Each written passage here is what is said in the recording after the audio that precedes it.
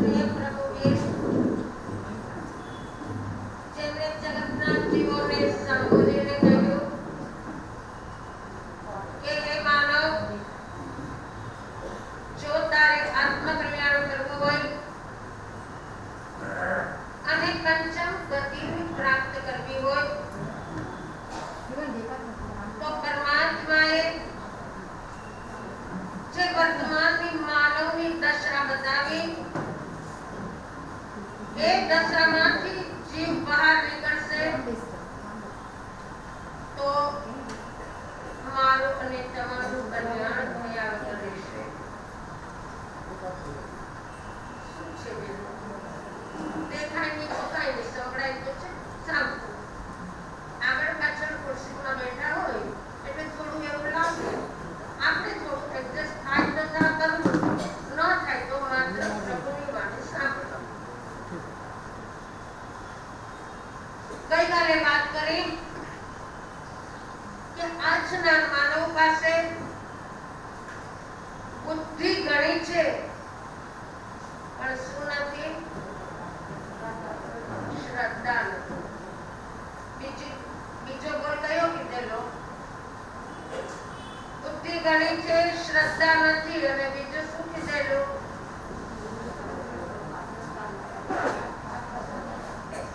પાત્રતા નથી. પણ આગળ શું? પુણ્ય છે, પુણ્ય ઘણું છે પણ પાત્રતા નથી. બરાબર? આગળ અનુભવી બતાવે છે. ત્રીજો પોઈન્ટ બતાવે છે સંપત્તિ ઘણી છે પણ ઉદારતા. રાજાવાડી શરૂઆત તો છે ઉદારતા, પણ આ તો સર્વસામાન્ય વાત કે સંપત્તિ ઘણી છે પણ ઉદારતા નથી. તો એનો મતલબ શું? આજે જીવને પુણ્યના ઉદયને કારણે સંપત્તિ ઘણી મળી ગઈ પણ સંપત્તિની સાથે સાથે જે પ્રકારની ઉદારતા જોઈએ એ પ્રકારની ઉદારતા આપણી પાસે નથી. તમને એમ થાય કે માસથી એવું નથી, સંગ જે ટેર નાખે છે એ ટેરને તો અમે પૂરી કરી લીધી છે, તરત અમે અમારી યથાશક્તિ ફાળો આપી જ દઈએ છીએ. એને ઉદારતા કહેવાય ખરી? આપણે વિચારવું કે ઉદારતા આપણે એક ગુણ છે. તો આ ઉદારતાનો ગુણ સંગે ટેર નાખી તમે લખાવી દીધું, કાર્ય ખૂબ સુંદર કર્યું, પણ આ આપણો ગુણ ઉદારતાનો ગણાય ખરો? મારો ખાલી પ્રશ્ન ન ગણાય તો ઉદારતા કેવાય ગુણ? આજે સમજી લ્યો, તમારા કોઈ સાધનની બંધુઓ છે અથવા તમારા પરિવારની અંદરની કોઈ વ્યક્તિઓ છે જેની તમને ખબર છે કે આ લોકો પાસે જેટલી આવક છે એમાં એનું પૂરું થઈ શકતું નથી. એ માંગે એ કે એના પહેલા જ તમે તમારી રીતે એને એક વસ્તુ ચીજ મોકલી અને ખબર પણ ન પડવા દો તો આ છે ઉદારતા. એવી રીતે સંગ ટેલ નાખ્યા પહેલા સંઘને સામેથી પૂછાય કે આપણા સંઘનો વર્ષ દિવસ દરમિયાન કેટલો ખર્ચો છે અને કેટલી જરૂર છે, એ પ્રમાણે સામેથી આવીને યોગદાન આપો તો એને કહેવાય ઉદારતા. અમે તમારા ઘરે ગોચરી આવીએ અને તમે બહુ પ્રેમથી અમને ગોચરી પાણી ઓરાવો છો તો ઉદારતા?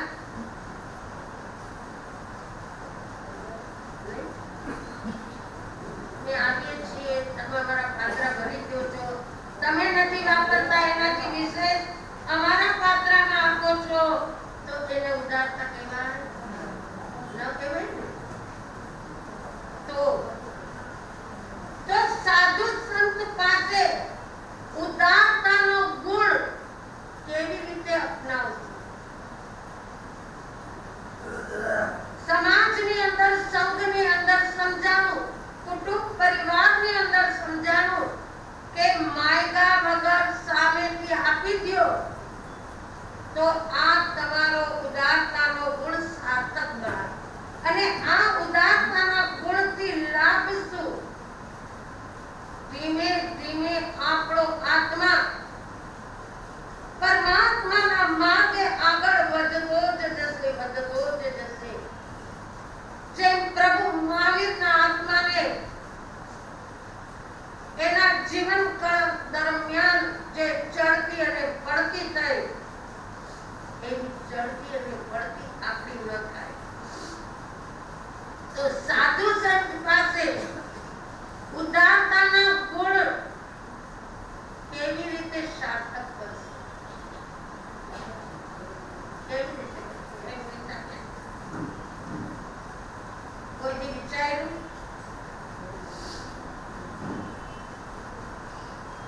નથી વિચાર્યું? આજ વિચારવા માટે આપું? આજે વિચારવા માટે આપું, જવાબ કાઢ. અરે મહાવીર જયંતિ છે તો ખબર પડશે કે પ્રભુની સામે કેવા કેવા શ્રાવકોએ ઉદારતા દાખવી હતી. તો મારે પણ આ કરવું જોઈએ. કાલ તમને પ્રેક્ટિકલ કદાચ સમજાય. તો સંપત્તિ છે પણ ઉદારતા નથી, તો આ સંપત્તિ આપણા માટે કામની છે. જે સંપત્તિ કર્મ બંધનું કારણ બને, મોહનીય કર્મ મલ્ટીપ્લાય થાય, એ સંપત્તિ આપણા આત્મા માટે લાભકારક ગણાય ખરું? આજે તમે તમારા સંતાનોને 5 માગે ને 500 આપી દેતા હો, આ તમારી ઉદારતા ને? નહીં, એ તો મમત્વ ભાવ છે. એ અંદરમાં ઊંડે ઊંડે મોહનીય કર્મ પડ્યું. એટલે સંતાન 5 માગે 500 આપો, 5000 આપો, એ આપણી ઉદારતા ન કહેવાય.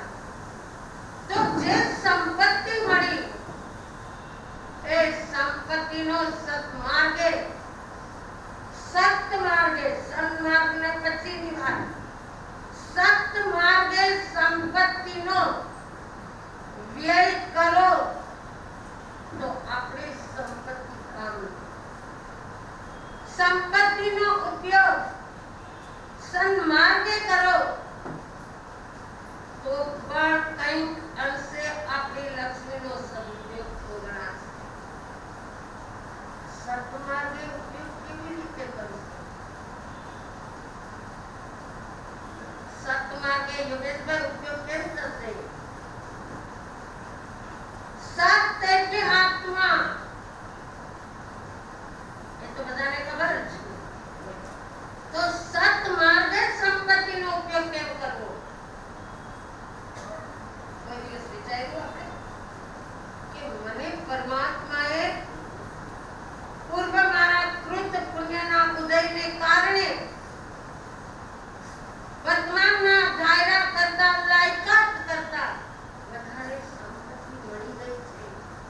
તો આ સંપત્તિનો ઉપયોગ અનેક વાર સન્માર્ગે કરવો, પણ હવે મારે સત્માર્ગે કરવો છે.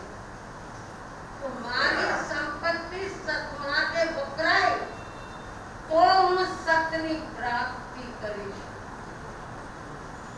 સતની પ્રાપ્તિ કેમ થાય? જેને સત પ્રાપ્ત કર્યું છે, જે આત્મા સત્માર્ગને પ્રાપ્ત કરવા માટે પુરુષાર્થ કરી રહ્યા છે, એ આત્માને બધા જ પ્રકારની સુખ સગવડ અને અનુમોદના કરશો તો તમારી સંપત્તિ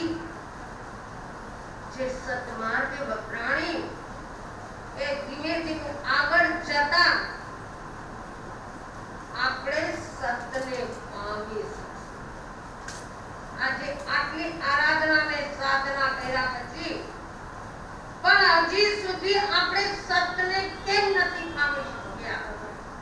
એનો વિચાર કર્યો ક્યારે? અનુષ્ઠાનો પરમાત્માના ઘણા કરીએ છીએ, તપ ત્યાગ ઘણો બધો કરીએ છીએ, કરવા જેવો છે ને કરો છો એ ઉત્તમ છે, તેમ છતાં હજી હું સતને કેમ પામી નથી શકી? આવું ક્યારેક અંદરમાં વિચાર થાય ખરો કે અનેક આત્માઓ પ્રભુની એક વાણી સાંભળીને સતને પામી જાય છે, તો હું તો મારા પરમાત્માની વાણી આટલો સમયથી સાંભળું તો હજી હું કેમ સતને પામી નથી? એમ લાગે ક્યારે? એવો વિચાર આવે તો એના માટે કોઈ દિવસ કોઈ સંતોની પાસે જઈને પ્રશ્ન કર્યો, અનુભવી સંત સતીઓ પાસે જઈ અને પ્રશ્ન કરીએ કે પરમાત્માના સમોસવાની અંદર એક વાત પ્રભુની વાણી સાંભળી લે છે અને સમ્યક દર્શન પ્રાપ્ત કરી લે, મન કર્યો જ્ઞાનની પ્રાપ્તિ થાય. ઘણા આત્માઓ તો કેવળ જ્ઞાન પણ ને હું હજી સતની પ્રાપ્તિ નથી કરી શકતો. આનો અંદરમાં ખેદ હોવો જોઈએ, અફસોસ હોવો જોઈએ, દુઃખ હોવું જોઈએ. તો સંપત્તિ મળી છે પણ ઉદારતા. વર્તમાન સમયના માનવની આ દશા છે. તમારી છે એવું નથી કહેતી. ઘણા માનવોની આ દશા હોય કે સંપત્તિ પુષ્કળ મળી છે, પોતાના મોહ શોખ એસ આરામ નામના માટે સંપત્તિનો ઘણો ઉપયોગ કરશે, પરંતુ ઉદારતાનો ગુણ હજી સુધી એનામાં કિલો હોય એવો સામેવાળાને પણ અનુભવ નથી. ઉદારતાનો ગુણ તો જો આપણામાં પ્રગટ થઈ ગયો હોય તો આપણી આસપાસ રહેનાર વ્યક્તિને એનો તરત અનુભવ થતો હોય આ માણસ ઉદાર ગણો છે, આ વ્યક્તિ ઉદાર ગણો છે. એક બાજુ આપણને એવો પણ વિચાર આવે કે માં સતી માર્ગા વગર તો માં પણ નથી પીરસતી. આમ તો બધા જ્ઞાની તો છે જ, એટલે તમને આ પ્રશ્ન થાય સ્વાભાવિક છે કે માર્ગા વગર માય ન પીરસે તો સંગળા અપીલ કર્યા વગર અમે સામેથી લેવા જઈએ તો મૂર્ખાની ગણે અવિવેક લાગે. જે કહેવત જ્યાં લાગુ પડતી હોય ત્યાં જ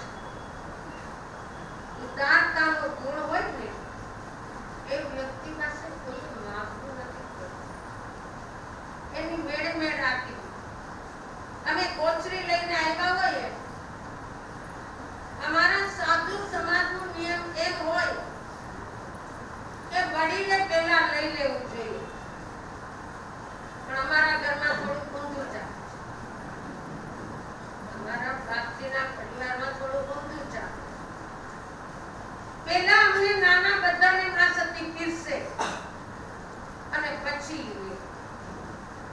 અમારે માં સતી પાસે કોઈ દિવસ માગવું નથી કે અમને આ આપો કે અમને આ આપો.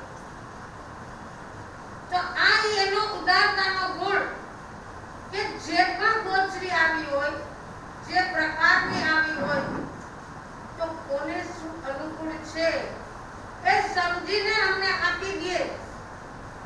ત્યારે તે પોતે વિચાર ન કરે કે મારા હેલ્થને શું વધારે અનુકૂળ છે તો હું એ પેલા લઈ.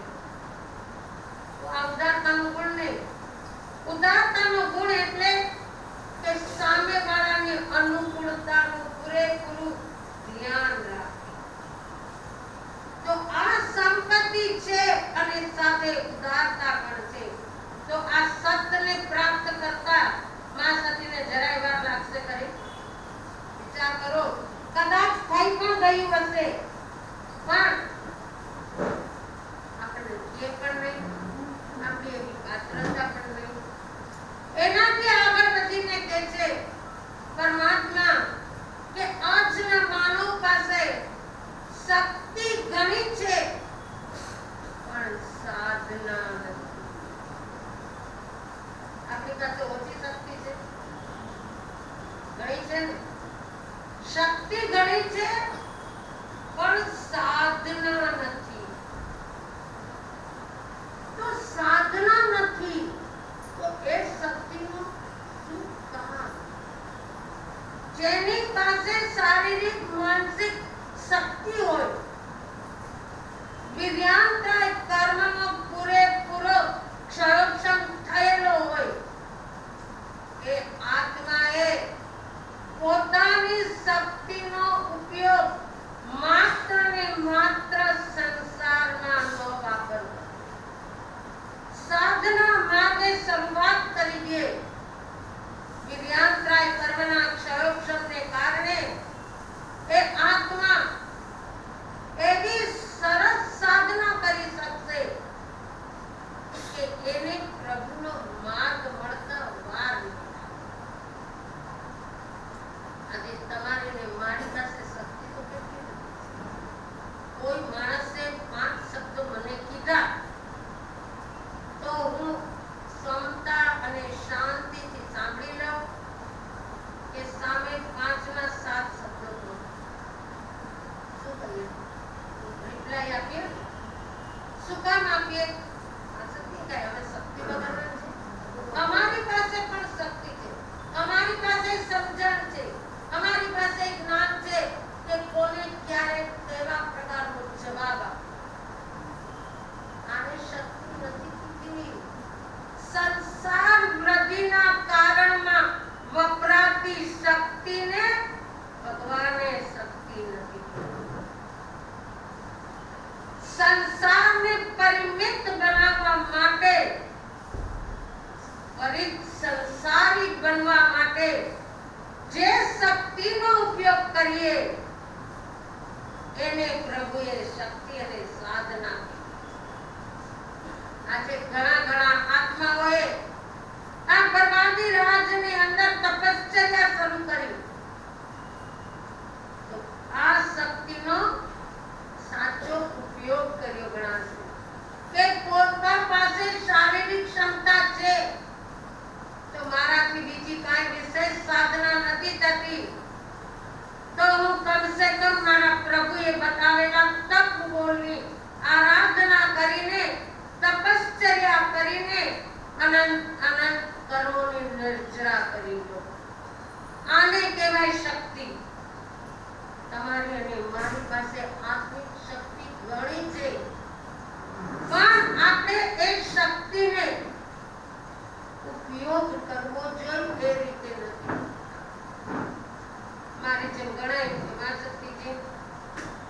તપ કરવાની ભાવના તો બહુ જ થાય પણ શું કરવું?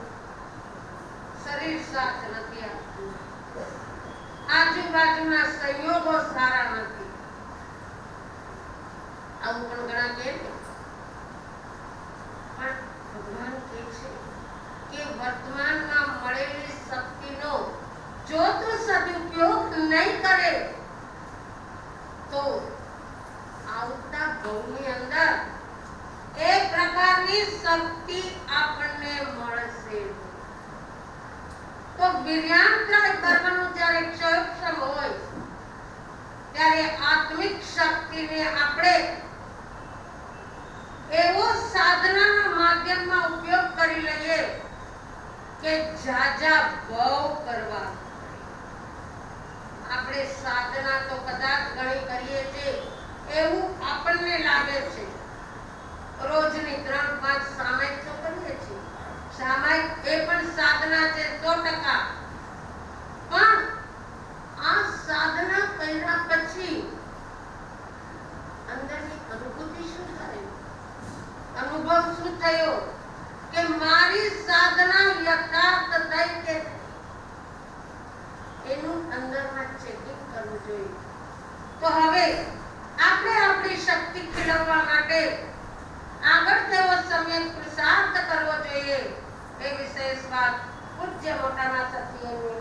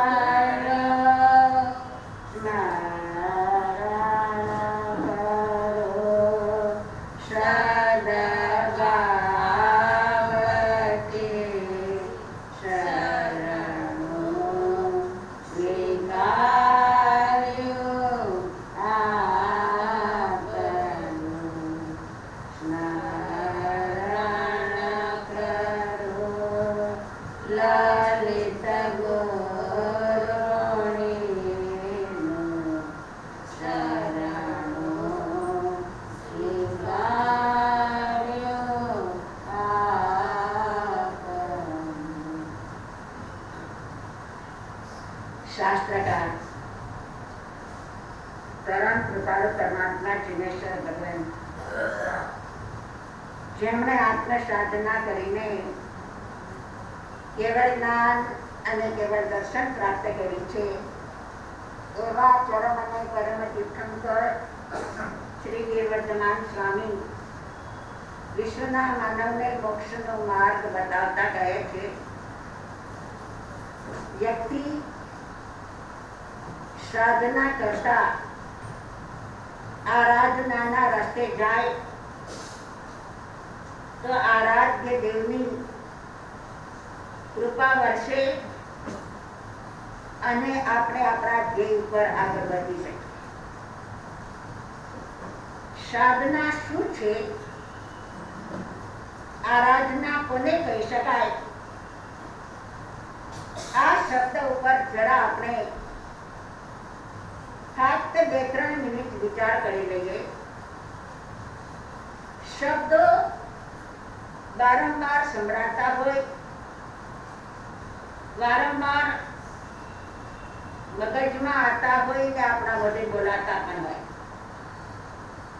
છતાં એ બંને એક છે કે બંને જુદા છે.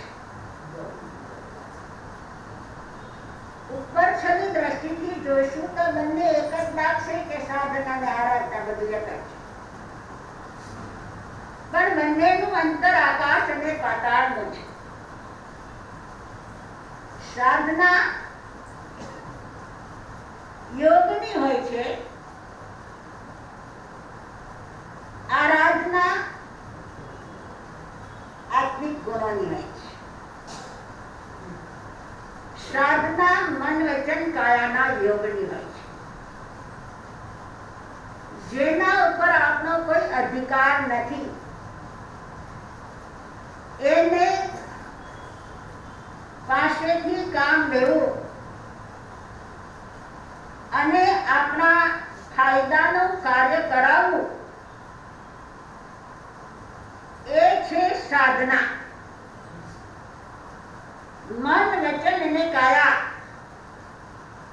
ત્રણેય યોગ પર આપનો સંયમ જે સિદ્ધિને અપાવે છે, પણ સિદ્ધિ અને લબ્ધિ બે એક નથી, બંને જુદા છે. શ્રેયાભાઈ મહાસતીજી હમણાં તમારી સામે કીધું, સંપત્તિ છે પણ સાધના નથી, ઉદારતા નથી. શક્તિ છે પણ સાધના નથી. ત્રણેય યોગની શક્તિ છે છતાં સાધના નથી. કે યોગ ઉપર સંયમ નથી. જીભ જે માગે તે આપણે આપીએ છીએ. શરીરને જેમ અનુકૂળતા રહે એવા કાર્યો કરીએ છીએ. કાનને ગમે એવું આપણે સાંભળવા ઈચ્છીએ છીએ. કોઈ આપણી નિંદા કરે કે આપણને ગાળો દે એ નથી ગમતું. એટલે આ બધી યોગની ક્રિયા છે. જે યોગની ક્રિયામાં પણ જો આપણે સંયમ રાખીએ અને એના ઉપર આપણો કંટ્રોલ હોય તો અનેક સિદ્ધિઓ આપણા ચરણોમાં આવીને આરોટે છે. આપણે સિદ્ધિ ક્યાંય ગોતવા જવી પડતી નથી. આજ પણ હિમાલય જેવી ગુફાઓમાં અનેક સિદ્ધ યોગીઓ બેઠા છે. 7-7, 8-8 વર્ષના એ યોગીઓ ત્યાં ગુફામાં બેઠા છે. એને ખબર નથી દુનિયા કેવી છે ને દુનિયા ક્યાં જઈ રહી છે. આ રાજકારણ શું કરી રહ્યું છે એની પણ એને પરવાહ નથી. એવા એ યોગીઓ બેઠા છે.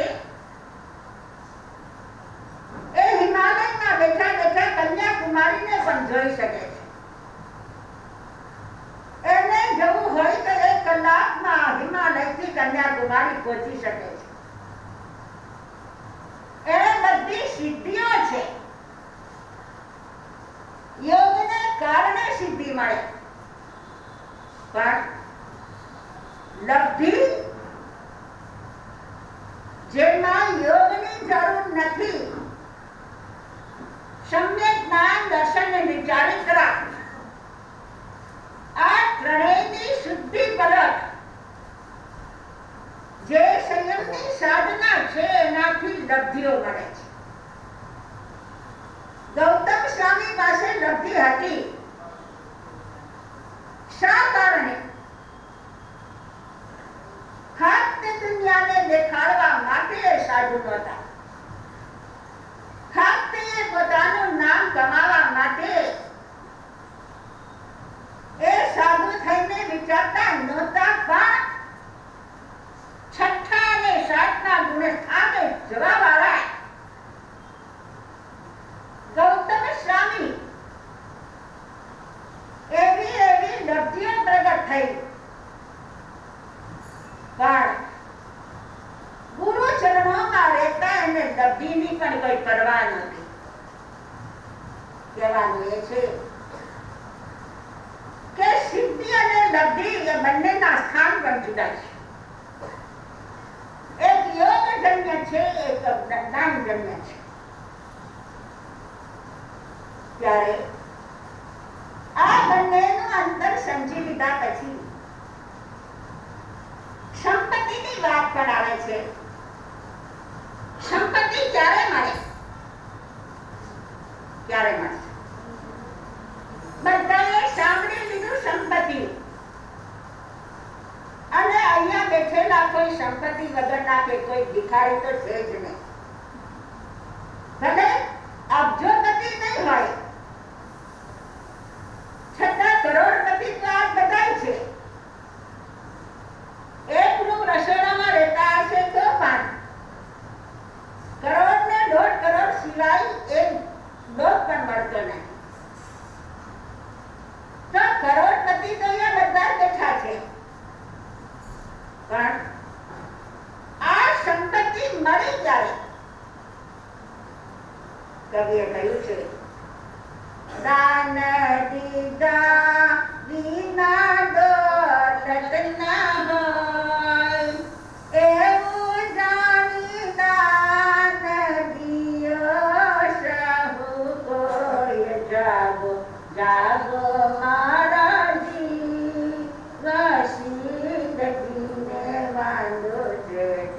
ચેત મહારાજી. શું કહે છે? દોલત ક્યારે આવે છે? જો દીધું હશે તો મળશે, પણ કોઈને દેશો નહીં અને ફક્ત તિજોરી ભરા કરશો, પરિણામે બધું અહીંયા રહી જવાનું છે ને આપણે અહીંયાથી ચાલી જવાનું છે. ના ખબર આવા દોલતની અંદર જો જીવ રહી ગયો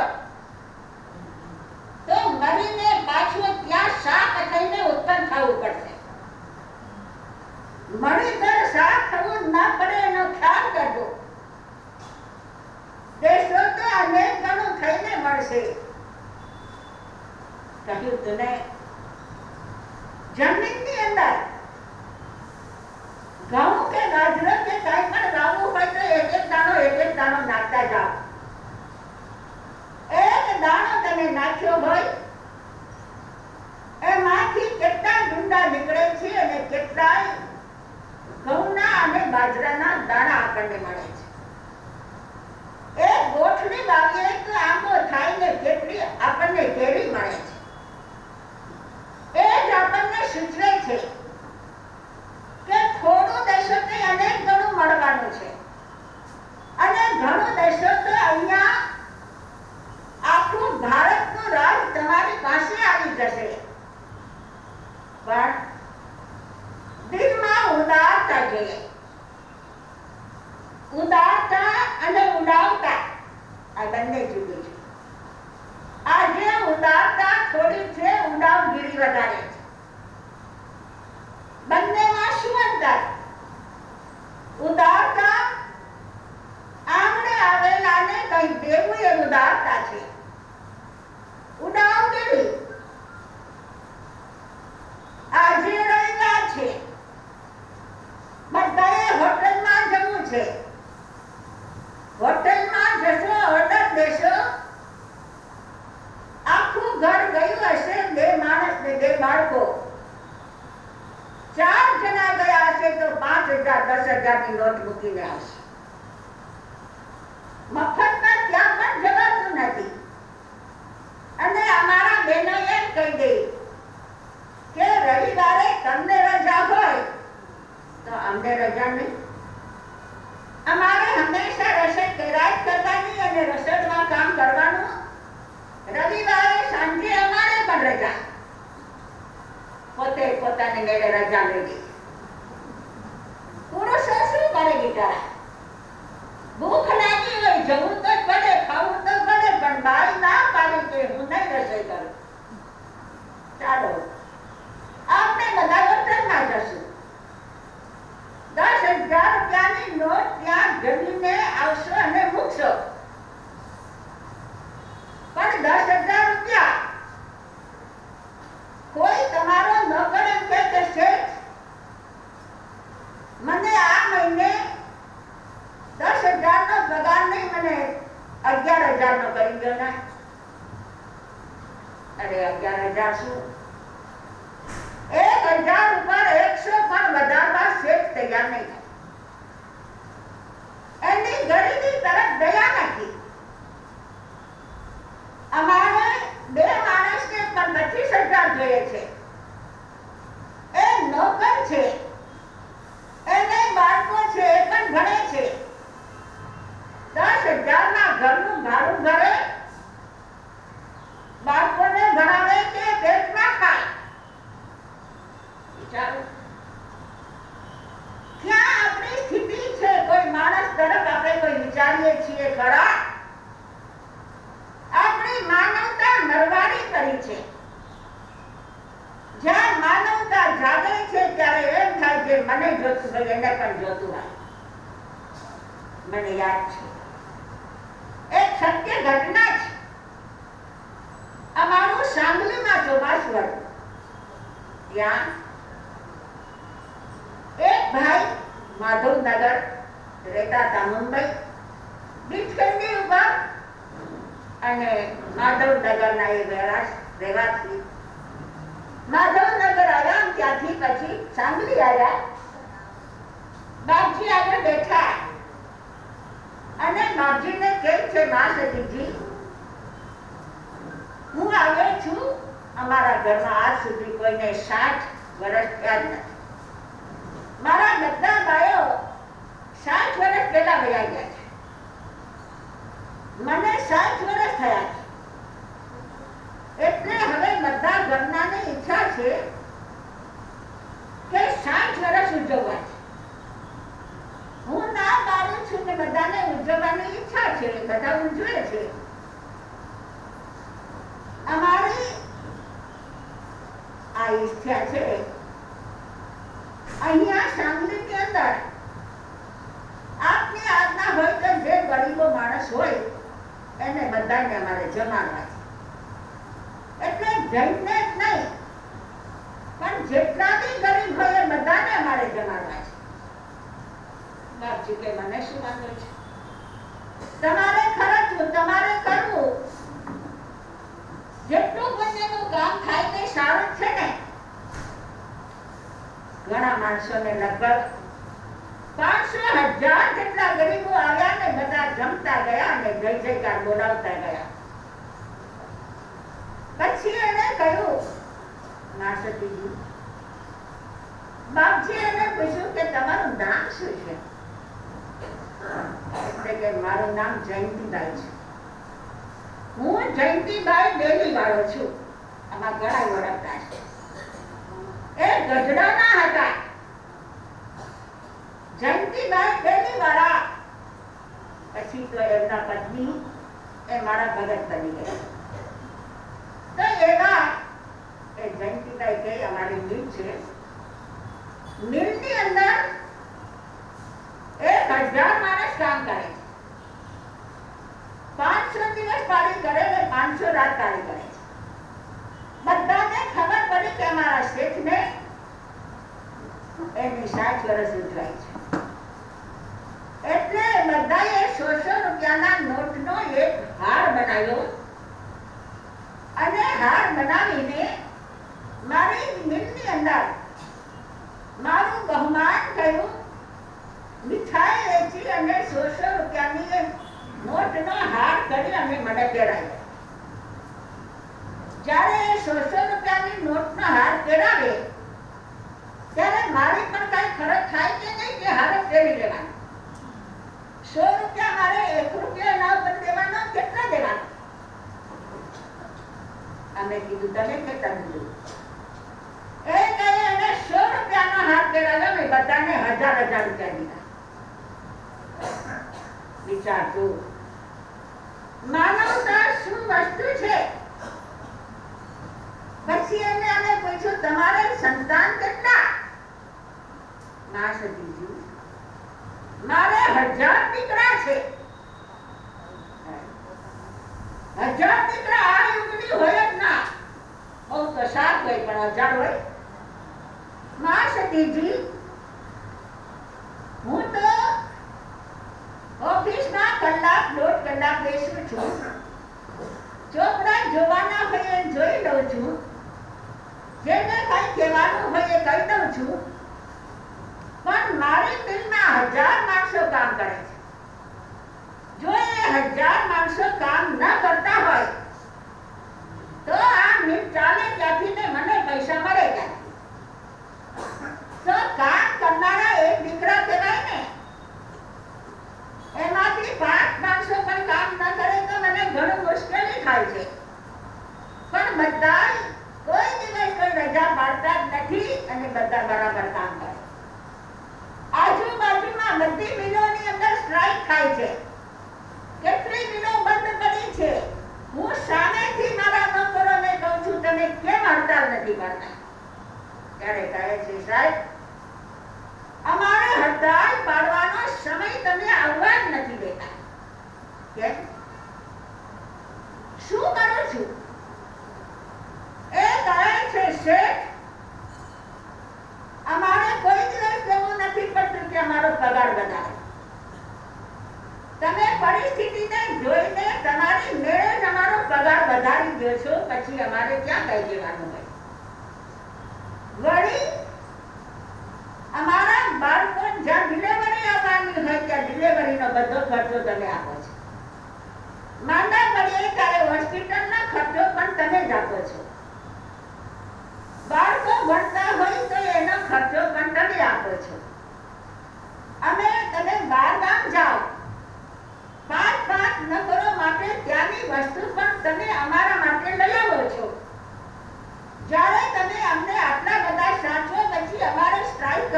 જરૂર ક્યાં છે? બેટા જો આ સત્ય ઘટના છે, જયંતિભાઈ દેવી વાળાની વાત છે. આ અમે જોયેલી વાત છે. ત્યાર પછી જયંતિભાઈ ગુજરી ગયા અને કલાબેન બિલ્લીમોરા રહેતા હતા. મારને ચોમાસું ત્યાં બિલ્લીમોરા કરાયું. 15 ઘર હતા ત્યાં જૈનોના. ડેરાવાસી ઘણા હતા, સ્થાનકવાસી 15 ઘરની અંદર મેં ચોમાસું કર્યું. તો કહેવાનું એ છે કે આ છે સંપત્તિ છે, પણ ક્યારે મળે? બધી વાતો કરવા બેસીશ તો આપણે મૂળ જે કહેવાનું છે કલ્પશ્રુતની વાત એ બધી રહી જાય છે. પણ એક સમયની વાત છે કે એક ગુરુ અને શિષ્ય હશે નાનકડો 8-10 વર્ષનો અને ગુરુ મોટા વૃદ્ધ. ઝૂંપડીમાં રહેતા હતા અને ભિક્ષા માટે ગામમાં જતા હતા. જ્યાં ગયા ત્યાં એક દુકાન પર ગાદી પર શેઠ બેઠા હતા. સામે નોકરો હતા. એકના હાથમાં પાણીની ડીશ હતી, એકના હાથમાં ચાની ડીશ હતી. ઉભા હતા. પહેલો શિષ્ય કહે કે ગુરુદેવ આ શું છે? ત્યારે ગુરુ કહે છે બેટા છે ને છે. સમજાતું નથી ગુરુની ભાષા શું છે. આ છે ને છે મને સમજાવું નહીં. જરા આગળ વધ્યા ત્યારે ભિખારી મળ્યો. ફૂટેલું વાસણ હતું, ફાટેલા કપડા હતા. ગુરુદેવ આ નથી ને છે. ગુરુની ભાષા તો અવળી ભાષા આપણને સમજાય નહીં, કહીએ કે શબ્દ બોલે. થોડા આગળ વધ્યા. ઝરૂખામાં એક સોળે શણગાર સજેલી બાઈ બેઠી હતી. બાઈ જોઈ રહી હતી. શિષ્યનું ધ્યાન ગયું. ગુરુદેવ ઓલું બેટા છે ને નથી. જરા એનાથી આગળ વધ્યા. એક કસાઈ પોતાનો છરો સજાવી રહ્યો હતો. ગુરુદેવ આ નથી નથી ને નથી. સમજી ગયા બધા. 4 વસ્તુ કીધી ગુરુએ. શું કીધું પરેશભાઈ? પહેલા શું કીધું, બીજું શું કીધું? બધા યાદ કીધું કે સાંભળી દીધું? જયસુખભાઈ તો યાદ રાખી ગઈ છે. પહેલા શું કીધું ને? ભિક્ષા લઈ અને ગુરુ ને શિષ્ય આવી ગયા. આહાર કરી લીધો. બધા શાંતિથી ગુરુ શિષ્ય 2 જણા બેઠા છે. શિષ્ય હજુ આગળ સમજો નથી. મનમાં એમ છે કે ગુરુને પૂછવું જ જોશે. પણ ગુરુ જ્યારે શાંતિથી બેઠા હોય ત્યારે જેને પૂછાય. કોઈ ઉતાવળમાં પ્રશ્ન કરે તો ગુરુને ગુસ્સો કરાય. આ વિને શિષ્ય ગુરુના ગુસ્સા કરે છે અને વિને શિષ્ય ગુરુ ગુસ્સામાં હોય તો એને શાંત કરે. આ વિનયની ભાવના. ઉત્તરાયણ સૂત્રના પહેલા અધ્યાયની અંદર આ બધું લખેલું છે. શિષ્ય ગુરુ શાંત બેઠા છે ત્યારે કહે છે ગુરુદેવ આપને મને કીધું તું કઈ સમજાણું નહીં. આપને સાદા છે, ટાઈમ છે, વાત કરશો. બેટા શું આપણે જતા હતા ત્યારે દુકાનમાં શેઠ બેઠા હતા ત્યારે શું કીધું તું? આપણે શું કીધું તું?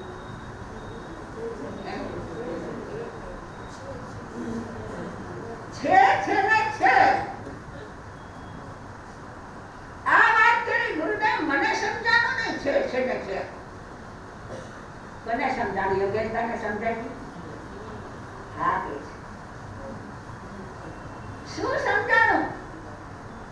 છે ને છે. ગુરુ કહે છે બેટા શિષ્ય આગલા જન્મમાં એની આગળ પૈસો હતો. એ પૈસાથી એને ઘણું દાન કર્યું છે. ઘણા ગરીબોની સેવા કરી, દવાખાના બનાવ્યા, હોસ્પિટલો બનાવી, અનાથ આશ્રમો બનાવ્યા અને ધર્મશાળાઓ પણ બનાવી, ગૌશાળાઓ પણ બનાવી, ઘણું ઘણું કામ એને કર્યું. આ બધું દાનની અંદર એને જે કઈ ધન વાપર્યું છે ત્યારે હતું, અત્યારે મળ્યું છે. અત્યારે અનાપ શનાપ ધન છે એની પાસે, પણ એ બધું ભેગું કરીને નથી બેસતો, એ બધે વાવે છે. વાવે છે એટલે શું કરે છે? આ ગામની અંદર મોટો શેર કરાય. અહીંયા એના નામની અનાથ આશ્રમ છે, એના નામની ગૌશાળા છે, એના નામની પાંજરાપોળો છે. ખ્યાલ કરજો, પાંજરાપોળ અને ગૌશાળામાં ફરક હોય. જે ગાયો દૂધ લેતી હોય એ ગૌશાળા છે, અને જે ગાયો મૃત થઈ ગઈ હોય, કોઈ કામની ન હોય, એ પાંજરાપોળ. હવે આજે એ ગૌશાળા અને પાંજરાપોળ તો હોય, પણ હવે વૃદ્ધાશ્રમ પણ પાંજરાપોળ જેવા તમે ઊભા કરી દીધા છે. ત્યારે ઘણું ઘણું દાન કરે છે. આગળ સવારના પોરના કેટલા ભિખારી આવે એના આંગણેથી પાછા જતા નથી. એટલે પહેલા કર્યું હતું, વર્તમાનમાં છે, અત્યારે કરી રહ્યો છે, ભવિષ્યમાં પણ એની પાસે હશે. માટે કહ્યું છે ને છે, ત્યાર પછી નથી ને છે. ભિખારી મળ્યો હતો. ભિખારી આગળ અત્યારે કાંઈ નથી, પણ બિચારો ગરીબ છે. ગરીબીના હિસાબે ક્યારેક મટકું રોટલો મળે તો ખાઈ લઈ, નહીતર ભૂખ્યો ને તરસો સૂતો રહી. આવી ઠંડીની અંદર એને ઓઢવા માટે પણ કાંઈ નથી. ના છૂટકે આ બધું સહન કરે છે. ભૂખ, તરસ, ઠંડી, ગરમી બધું સહન કરે છે. પરિણામ એ આવશે કે અકામ નિદ્રાના બળે એને આ ભવમાં ભલે કાંઈ નથી મળ્યું, પણ આવતા ભવમાં એને મળશે. એટલે નથી અને છે, પણ એક દશા છે અને નથી. એટલી બધી સંપત્તિ છે, પણ એનું કાર્ય સારું નથી. એના ખરાબ કાર્યને કારણે પાપ બાંધે છે. અત્યારે રાજા પાસે સંપત્તિ નહીં હોય એટલી સંપત્તિ એની પાસે છે, એટલે છે, પણ એની દુર્ગતિ થઈ જશે એટલે નથી. છે ને કસાઈને જોયો, આગલા ભવની અંદર એને સારા કાર્યો કર્યા નથી. ત્યાં પણ એને ગરીબી ભોગવી છે, જીવનની હિંસા કરી છે. અત્યારે નીચ ગતિની અંદર, નીચ ગુણની અંદર, નીચ જાતિની અંદર જન્મ છે. પૂર્વના પાપને કારણે મનુષ્ય થયો, પણ સારા જગ્યાએ નથી થયો. અહીંયા પણ પાપ કરે છે, એટલે આવતા ભવમાં એને પાપ જ ભોગવવાના છે. એટલે નથી, નથી ને નથી. આપણે શું કરવાનું? શું કરવાનું છે? ને છે કરવું જ છે ને નથી કરવું છે. પૈસા ભેગા કરીને પાછળના દીકરાઓ પછી કોર્ટે જશે, કેસ માંગશે, એના કરતા હાથે કે સાથે કરીને જઈએ.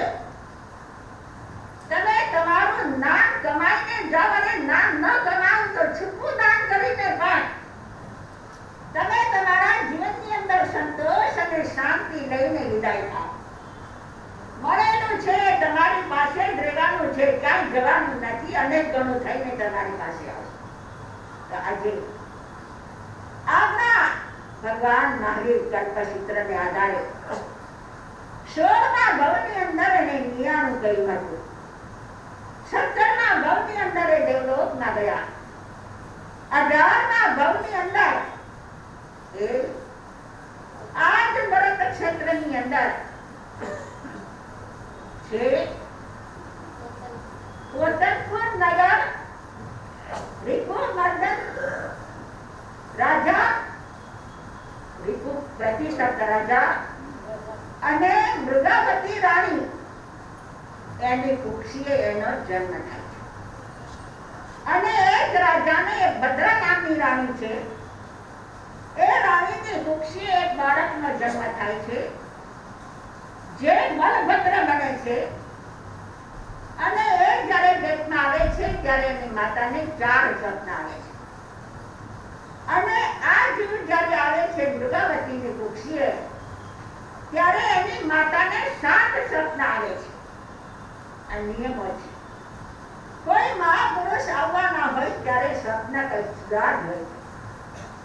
જેમ તીર્થંકરની માને 14 સપના આવે, વાસુદેવની માતાને 7 સપના આવે.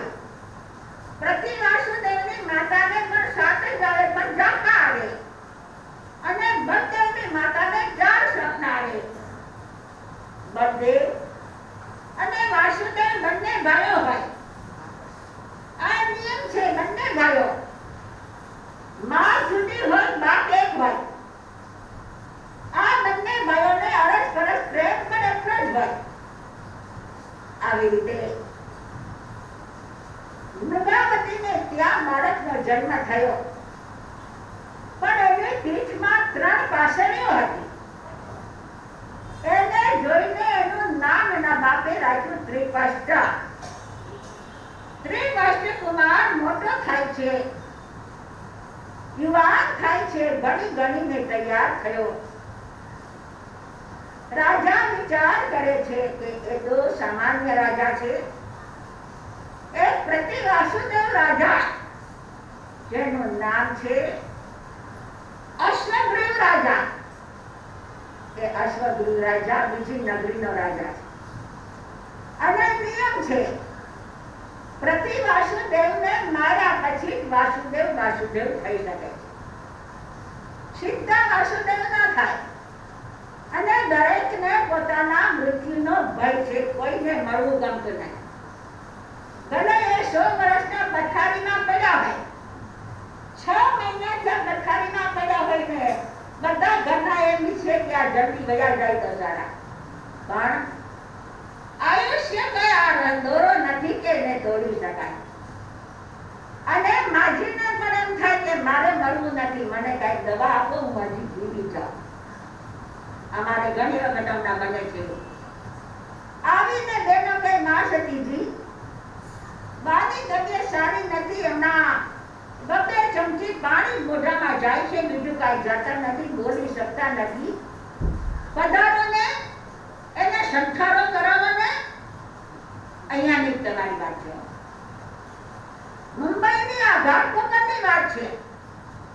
હું શ્રેયાબાઈને મોકલું જાઉં કે આ સ્વરૂપાબાઈને કહું જાઓ, શ્રીમતીબાઈ તો અમારા શ્વાસ ચડે છે, જતા નથી. તો શ્રેયાબાઈ સામે એક વખત ગયા.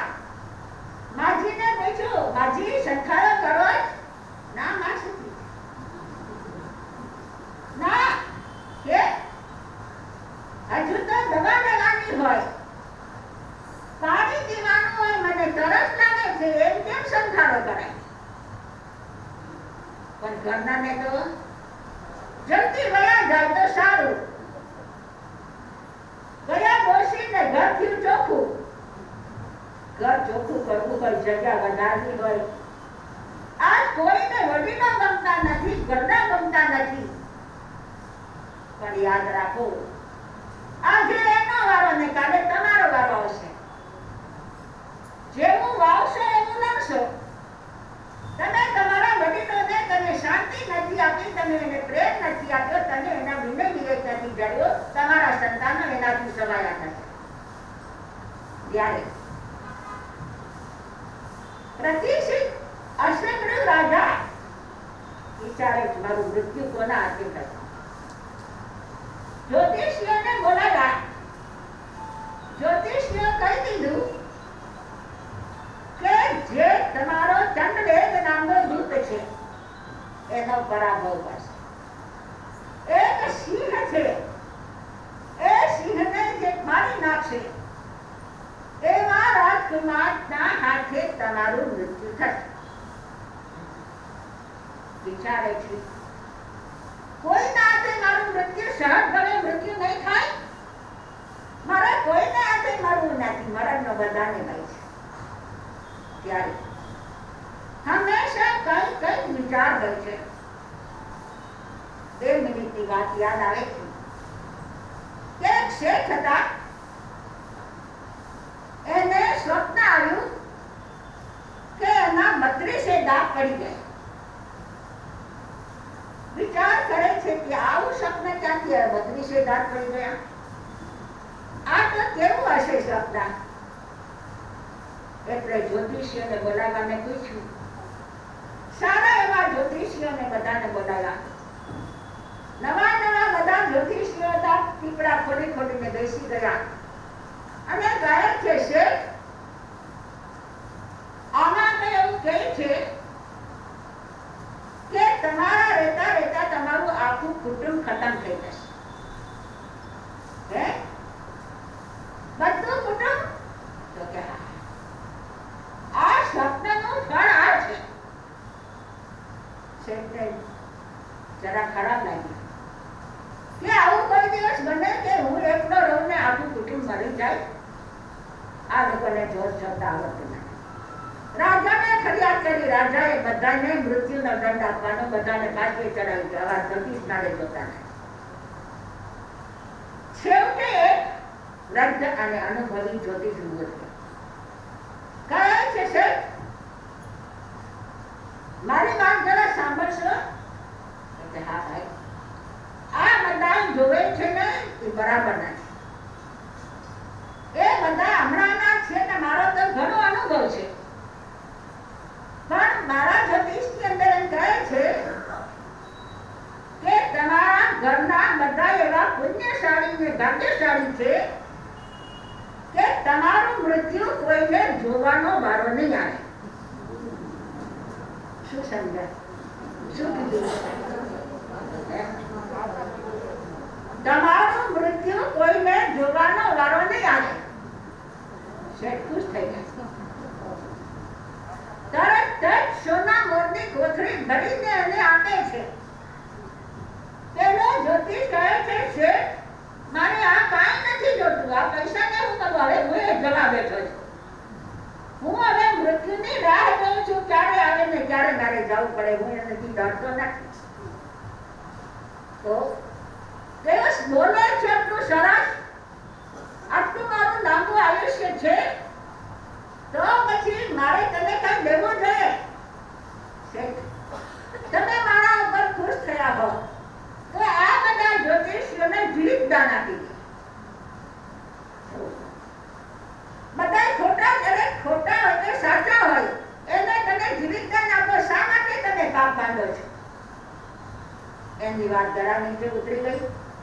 બધા ખુશ થઈને નીકળી ગયા અને વાત એકની એક છે, પણ કેવા કેવામાં ફરક.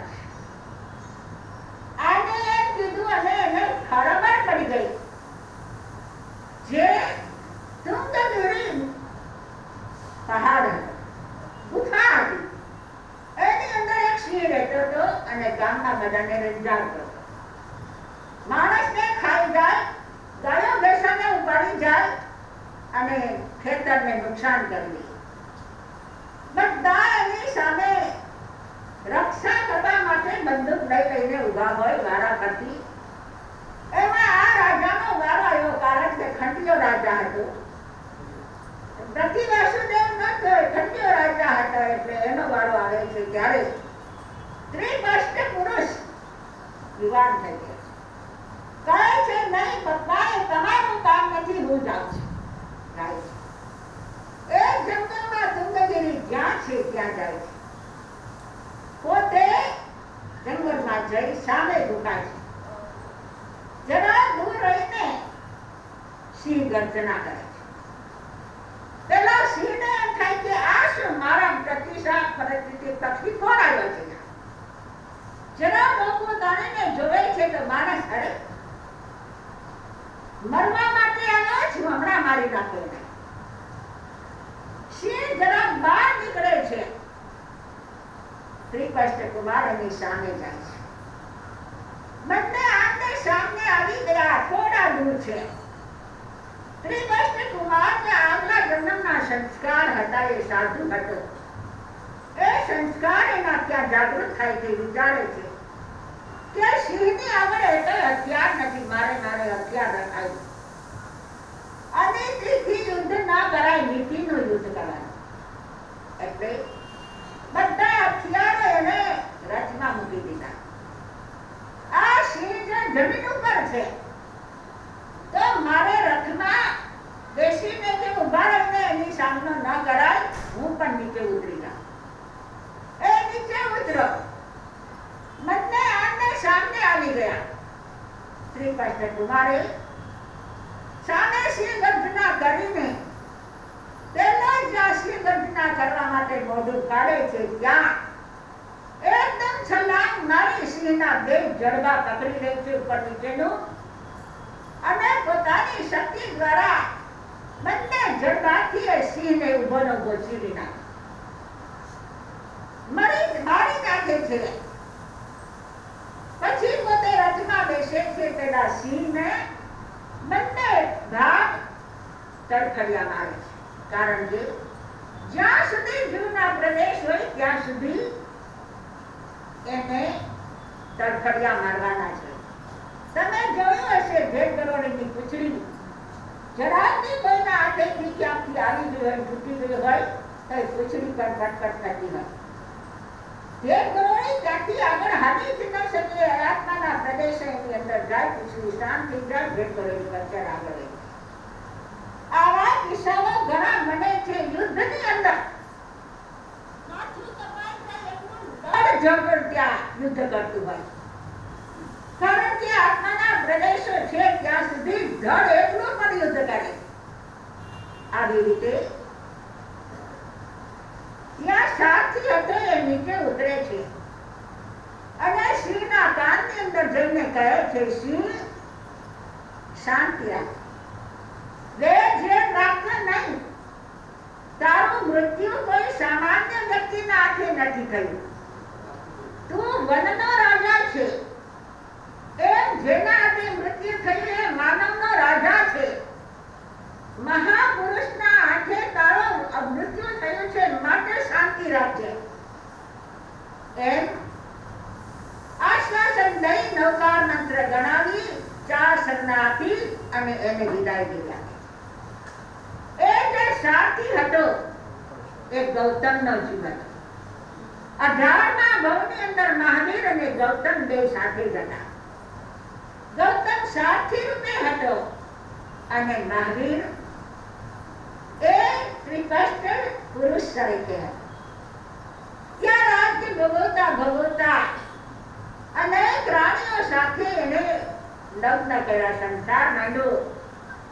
અને એક દિવસે રાતના સૂતો છે, સુતા વાજિંત્રો વાગે છે.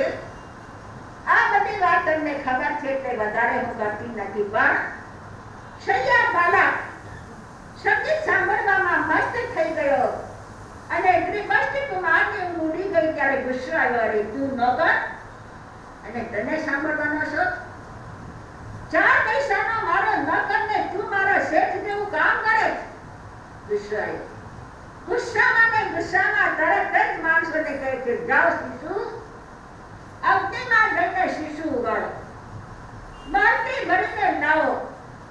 શૈયા બાલકના કાનની અંદર ગરમા ગરમ શિશુ રહ્યો. શૈયા બાલક રડે છે, માફી માંગે છે, માથા પછાડે છે. શેઠ, રાજન છોડી દો, એક વખત મારી ભૂલ થઈ નહીં, તને શિક્ષા મળવી જ જોઈએ. એનું માથું નોકરો પકડે છે અને આ સ્વાદની અંદર ગરમા ગરમ શિશુ રહે છે.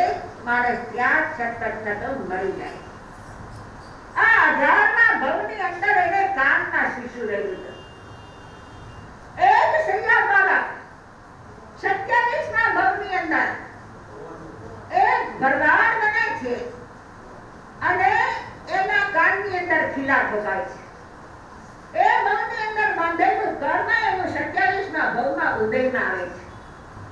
ક્યું કર્મ કેટલા ભવમાં ઉદય આવે છે આપણને ખબર નથી, પણ અનેક ભવના કરેલા હોય છે.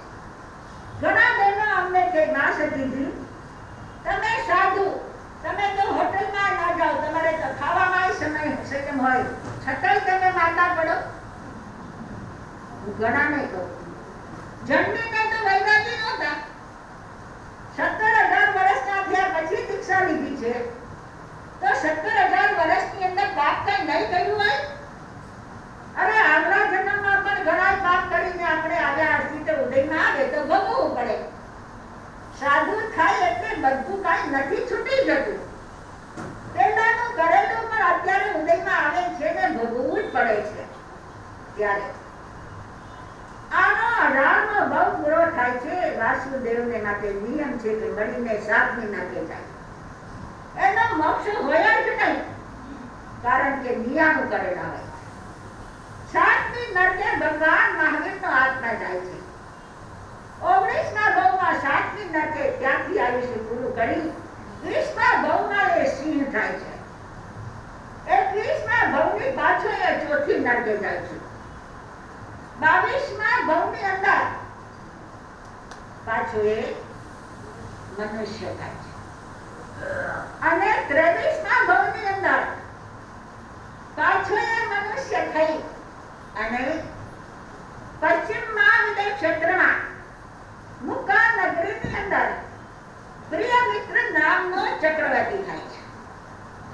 22મા ભાવની અંદર એ ચક્રવર્તી, 23મા ભાવની અંદર એ ચક્રવર્તી થાય છે. 24મા ભાવની અંદર એ પાછો દેવલોકમાં જાય છે. ચક્રવર્તી પણ દીક્ષા લે છે. અને 24મા ભાવની અંદર દેવલોકમાં, 25મા ભાવની અંદર પાછો જે મહાવીરનો આત્મા અહીંયા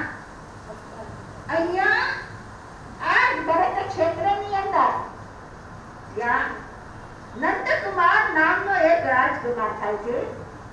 અને એનો જન્મ જીતશત્રુ રાજા, છત્રા નગરી જીતશત્રુ રાજા અને ભદ્રા રાણીને ત્યાં થાય છે. યુવાન થાય છે, વૈરાગ્ય આવે છે અને દીક્ષા લે છે. દીક્ષાની સાથે નક્કી કરે છે કે મારે હવે માછખમણને કારણે માછખમણ કરાય. એ ભવની અંદર મહાવીરના આત્માએ 25મા ભવની અંદર 11,80,625 માછખમણ કર્યા. કેટલા? 11,80,625 માછખમણ કર્યા. કોઈ ગણતરી કરી કે એક ભાષા કરી દીધું. હવે શું કરવાનું? આપણે એક 28 કરી હોય તો ગણતરી કરીએ કે અમે 28 કરી દીધી, અમે માછખમણ કરી દીધું, અમે 16 બધું કરી દીધું. મહાસતીજી હવે તો કાંઈ કરવાનું નથી, કા પાપ કરવાનું છે અને ઘરમાં નિજરા કરવાનું હવે કાંઈ નથી. કરનારા વર્ષો સુધી વર્ષિતોમાં કરનારા અમે જોયા છે. વર્ષો સુધી ચાલતું ભાઈ. અમારા મીરાબાઈ મહાસતીજી કેટલાય વર્ષો સુધી એને એકાશના વર્ષિત કર્યા, કન્ટિન્યુ ચાલુ જ રહેતા હતા. તો એવા તપસ્વીઓ હોય છે. એ તો નાની હતી તો પણ આ બધું કરતા હતા. અમે ખાઈને બેસીએ નહીં, અમારાથી નાની બાપજીનો 6થા નંબરની શિષ્યા, તો મને એ તપશ્ચર્યા ચાલુ જ હતી. કહેવાનું એ છે કે તપશ્ચર્યા એ કર્મની નિદ્રા માટે છે, કોઈને બતાવવા માટે કે ગણતરી કરવા માટે નહીં. 360 દિવસ આપણે ખાઈએ છીએ. સવારે નાસ્તો કર્યો હોય ત્યારે એમ થાય કે બપોરના પેટ ભર્યું છે, હવે આપણે નથી ખાવું. 12 વાગશે ત્યારે ડાઇનિંગ ટેબલ ઉપર ગોઠવાઈ જશે અને 12 ને બદલે 12:30 થાય ત્યારે મગજ એકદમ ચાલ્યો જશે. કેમ 12:30 વાગી ગયા? ખબર નથી. 12 વાગે રોજ બેસું છું. અને જરાક મોડું થયું કે અમારા મમતાબેનનું આવી ગયું. અહીંયા તો બેઠા છે કે મને ખબર નથી, આજે નથી આવ્યા. મમતાબેન વિચાર કરે કે ભાઈ આ યોગેશ સાહેબ છે, નામ તો યોગેશ, મને કહે યોગ પર જેનું આધિપત્ય હોય તે યોગેશ. યોગ નો ઈશ્વર. ઈશ્વર ક્યારે હોય એના ઉપર આધિપત્ય હોય ત્યારે. પણ મમતાબેન ઉપર ગુસ્સે થઈ જાય 12:30 વાગે તો યોગેશ કહેવાય ખરું? તો કહેવાનું એ છે કે આપણું પેટ ભરેલું હોય, ખાલી ખાઈ તરત જ મન થઈ જાય, પણ કેમ વિચાર ના આવે કે અત્યારે 10-10, 12-12 વર્ષના છોકરાઓ અઠમ તકની આરાધના કરે છે, 28 તકની આરાધના કરી રહ્યા છીએ, અને એના મા બાપ ખાઈ ખાઈને બેઠા છે. એને શરમ નથી આવતી, બાળકો ઓડા ગુણા ગુણા તપસ્યા કરી અને ખાઈ ખાઈને બેઠા, અને 2 વખત શું 3-3 વખત ખાઈને ક્યારેક વળી અત્યારે તો ડબ્બા ભેળા હોય, રસોડામાં જઈને ડબ્બો ખોટીને વળી સેવના દાણા ને ચકલીના દાણા મોઢામાં નાખે. હાલતા ને ચાલતા મોઢાની ચકલી તો ચાલુ જ હોય. મને મળ્યા હતા એક બેન, એટલે માં સતીજી શરીર ઉતારવા ઘણી કોશિશ કરું, પણ શરીર ઉતરતું નથી. મેં ન ઉતરે, ક્યાંથી ઉતરે? મારાથી એકાશની થતી નથી. કઈ વાંધો નહીં, તમે એકાશના ના કરતા તો હું શું કરું? તમારે કલાકના જોયા કરવા. એ તો થશે ને કલાક 3 ને બદલે 6 વાગે 6 વખત ખાજો, પણ કલાકના જોયા ખાજો કરજો. આ વાલકેશ્વરના ચોમાસાની વાત કરું છું. બેન ચોપાટી રહેતા હતા, અને એને મારી વાત કરી ગઈ કે સાચી વાત છે, 1 કલાક જોયા કરવામાં તો કઈ વાંધો નથી. એને 6 મહિના સુધી જોયા કર્યા, એનું 8 કિલો વજન ઘટી ગયું. મેં કીધું કેમ ઘટ્યું તમારું વજન? માં સતીજી જોયા હોય ત્યારે મોઢામાં તો કઈ ન ખાયું, નહીતર ઘરની અંદર ડાઇનિંગ ટેબલ હોય, એના ઉપર નાસ્તાના ડબ્બા હોય, એની ઉપર ફ્રૂટ પણ સુધારેલું પડ્યું હોય, એના ઉપર મુખવાસ પણ વિવિધ પ્રકારના પડ્યા હોય, તો જ્યારે આમથી નામ ખાઈએ એટલે મોઢામાં કાંઈક નાખતા કરું. મારું મોઢું ચાલુ જ હોય, પણ હવે તમે કલાકના જોવ્યા દીધા ને, એટલે જ્યારે કલાકને મને એમ થાય 2 કલાકનો કરી દો તો વધારે સારું, મને વધારે લાભ મળશે. એટલે 2 કલાકનો જોવ્યા કરવામાં ઘણું છૂટી ગયું ને, મારું 8 કિલો વજન ઘટી ગયું. કેમ થયું? કઈ દશા છે આપણી? હું જે વાત કરું છું એ સત્ય ઘટના, મારા અનુભવની હું વાત કરું છું. તો આજે એક કહેવાનું છે કે ભગવાન મહાવીર નંદ ભાવના આટલા માસ કણા કર્યા, કર્મે તે શુરા ધર્મે તે શુરા, એટલા એને કર્મ કર્યા છે, સાથે ધર્મ પણ કર્યા છે. પણ નિયમ છે કે બધા ભગવાનના જે ભવ છે, બધા મોટા ભવની વાતો છે, નાના ભોગતમાં ઘણા કર્યા.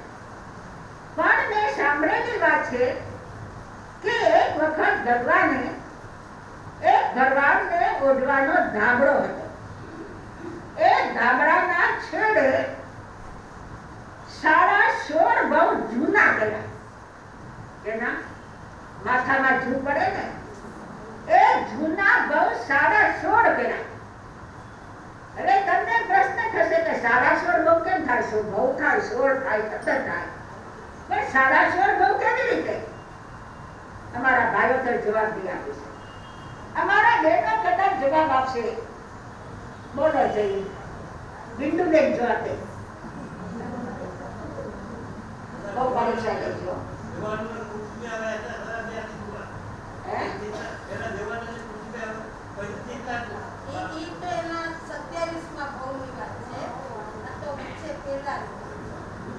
સારા 16 બહુ કર્યા, કઈ રીતે કર્યા? ભાનુબેન ને નથી બોલવાનું. ભાનુબેન સિવાય કોઈ જવાબ આપે? બધાએ પરીક્ષાઓ આપી છે, આપી દીધું અત્યારે મને પરીક્ષાના જવાબ.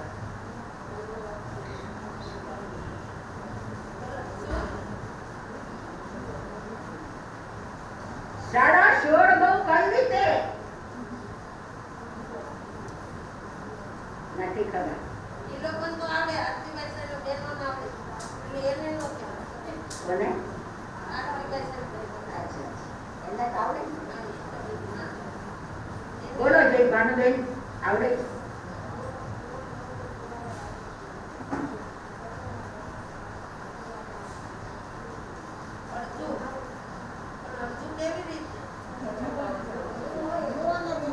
એટલે જૂનું અડધી થઈ ગયું, અડધી નથી ગયા.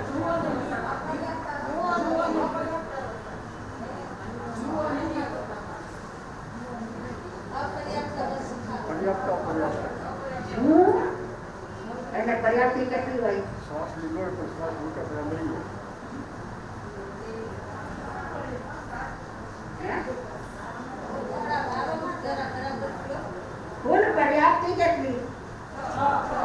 6. તમે કેટલી કહો છો? 7. વધારે માંડે?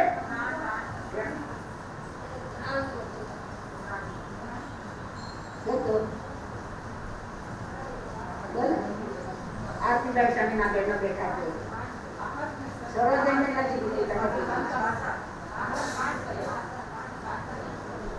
જેટલી પર્યાપ્તિ બાંધવાની હોય એ પર્યાપ્તિ પૂરી ન બંધાય.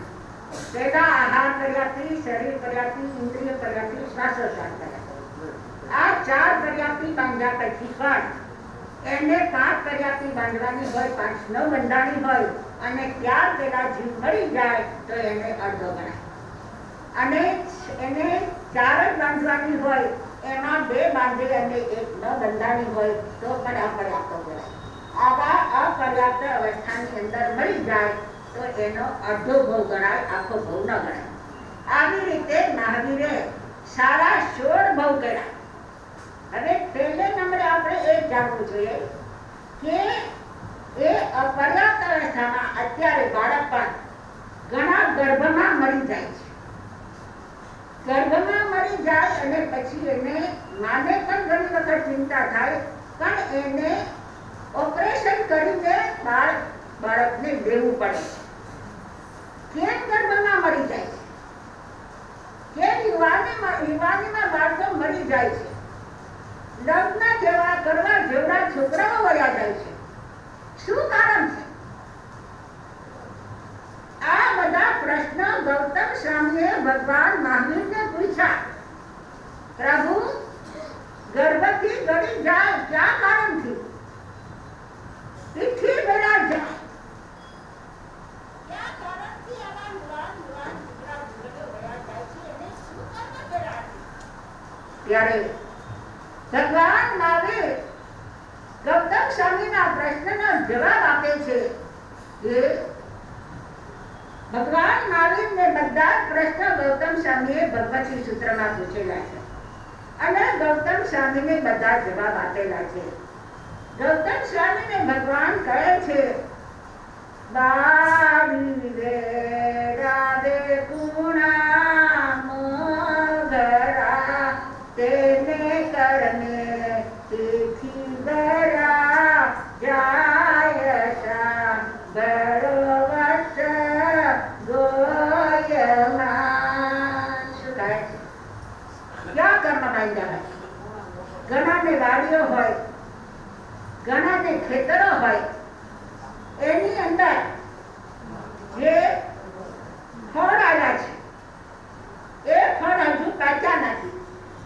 નાના નાના ફળ છે, એ કૂણા છે, નાના છે, એવા ફળને આપણે તોડી નાખીએ. એ તોડ્યા એ ઝાડનું સંતાન છે. એ ઝાડથી તમે તોડી નાખ્યું, ઝાડને દુઃખ થાય છે, વૃક્ષને દુઃખ થાય છે, મારું સંતાન લઈ જાય છે. એ કેન્દ્રીય જીવ છે પણ અંતરમાં સંવેદનાઓ ઘટી જાય છે. એ જમીનમાંથી પોતે એને રસકસ આપે છે અને એને મોટા કરે છે. આવી રીતે વાડી વેળાવે કુણા મોગરા, વાડીને વેળાવી નાખે કે ફળ ફળાદી બધું ચોરાવી નાખે ને પોતે ખાવામાં મસ્ત બની જાય. આવા કર્મ બંધાય એટલે પીઠી ભેગા એની જગ્યામાં જુવાન દીકરા દીકરીઓ મરી જાય છે.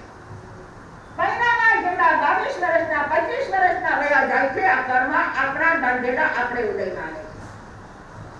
ગર્ભમાં વયા જાય છે.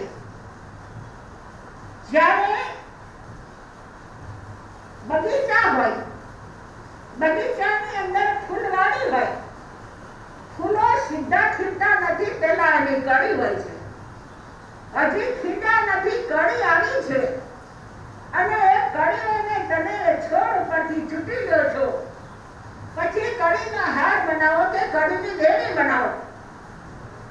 એ કળીઓને તમે તોડો છો, ત્યાં તમારું કર્મ બંધાય છે કે એ ગર્ભ એક ફૂલ હજી પૂરું નથી થયું ત્યાં પહેલા તમે એને લઈ લીધો છો એવી રીતે ગર્ભમાં બાળક આવે છે અને વયું જાય છે. બાળકનો જન્મ થતો નથી, માં દેવ થવા તમે સર્જાયા નથી. આપણા કરેલા કર્મ આપણને ઉદયમાં આવે છે. જીવ આવી રીતે અનેક પ્રકારના કર્મ બાંધે છે અને ભોગવવા જાય પછી રોવાનો વારો આવે છે. માટે કર્મ બાંધતા વિચાર કરજો.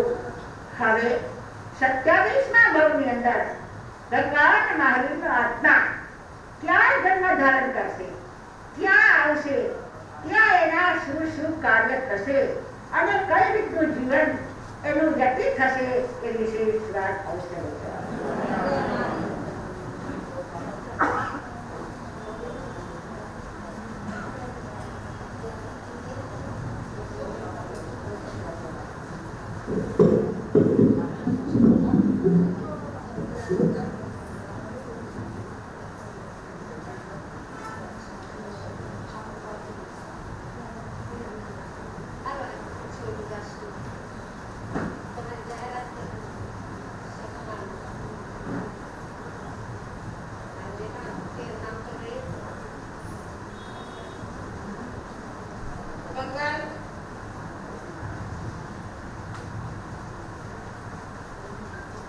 ભગવાન મહાવીરને વાર્તાને 14 સ્વપ્ન આવે છે. આ 14 સ્વપ્નના ફળ શું છે, એ સ્વપ્નથી શું લાભ થાય છે, એ બધી વાતો આવતીકાલે પૂજ્ય માસતી ફરમાવશે. પણ આપણે અહીંયા આ 14 સ્વપ્નની ઉચ્ચામણી તો ન ગણાય, પણ શ્રી સંઘે એક નકરો રાખ્યો છે જે તમારી પરંપરા અનુસાર છે. એ હમણાં ભાઈ આપણે જાહેરાત કરશે. તો જેને આ સ્વપ્ન લેવાના ભાવ હોય એ ફટાફટ 2 મિનિટની અંદર 13 નામ લખાવી દેજો. 13 નામ ખાલી લેવાના છે.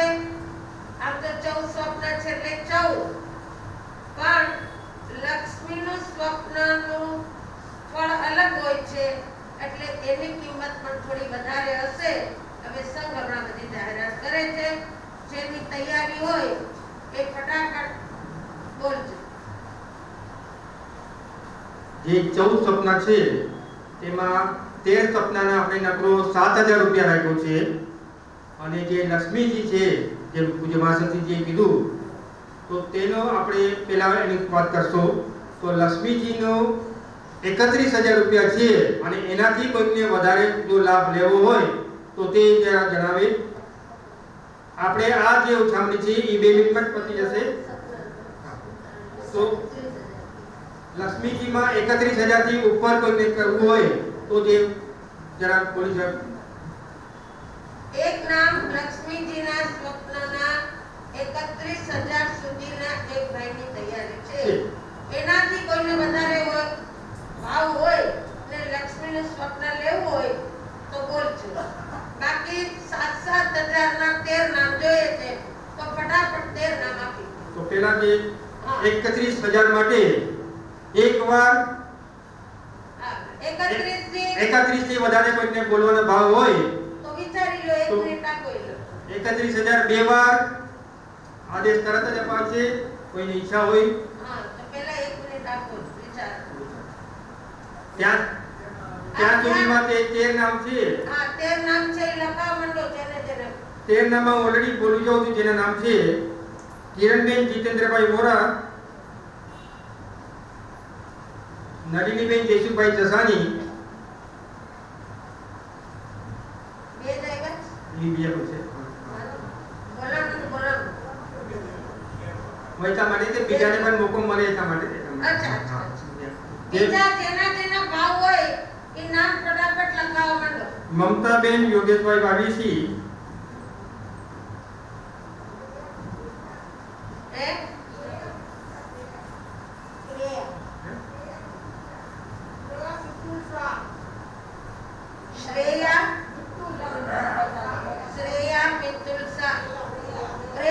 એક મહિલા મંડળમાંથી એક બેન. હા એક બોલો તમારું નામ. ભાવના પ્રકાશભાઈ શાહ. જે લોકો નવા હોય ભાવ થતા હોય એ લોકોને ચાન્સ એ લોકોને પહેલા ચાન્સ છે જેને હા, પણ હા. બાકી તમે બધા તો છો જ.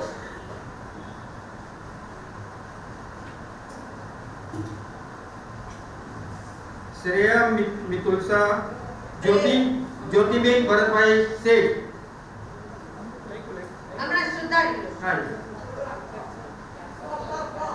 પ્રેયા. ક્રિયા આ પી ફોર પ્રેયા. આમાં આપણે ફક્ત 13 જ નામ લઈ શકીએ છીએ, માટે જેને પણ ઈચ્છા હોય, ભાવ હોય તે તરત જ પોતાના નામ જણાવે. નીચે પણ કોઈ ભાઈ બહેનો બેઠા હોય ને એ લોકોની ભાવના હોય તો ફટાફટ ઉપર આવીને નામ આપી જજો. 13 નામની જરૂર છે. નકરો માત્ર 7000 છે. માત્ર 7000. જાગૃતિબેન અતુલભાઈ કામદાર. નીચે નામ જેને પણ હોય ફટાફટ આપી જજો, પછી રહી જશો. આટલા મોટા રાજાવાડીમાં 13 નામનું શું આગનું નામ? એ નામ લખો. જીજ્ઞાબેન ભીમાણી. જિજ્ઞાબેન ભીમાણી. હા. ઓ ભીમાણી છે? અમારા માસી.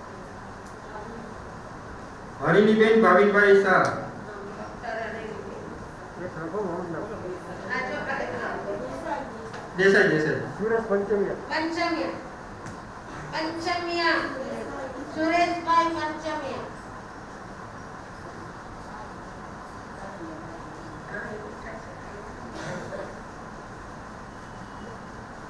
કેટલા આવ્યા? 2 નામ. હા. કેટલા નામ છે તમારા પાસે? આ 2 નામ બીજા આવ્યા. નીચે લખો.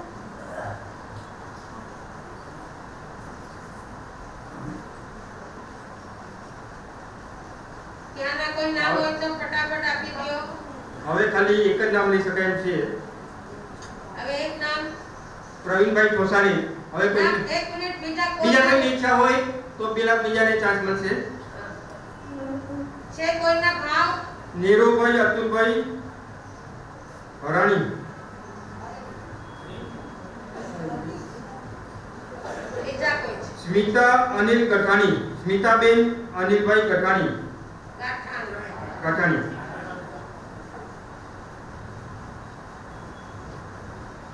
ચાલો હવે કોઈના ભાવ. ટાઈમ બહુ આપણો બગાડવો નથી. આ ભગવાનની માતાને આવેલા સ્વપ્નની વાત છે. તમારા ઘરે આ સ્વપ્ન આવશે ને તો બી તમને ભવિષ્યમાં ક્યારેક આવા સારા સ્વપ્ન મળશે અને એનું ફળ મળશે. થઈ ગયા હાલો. 13 નામ થઈ ગયા છે. હા, તેમના બોલી.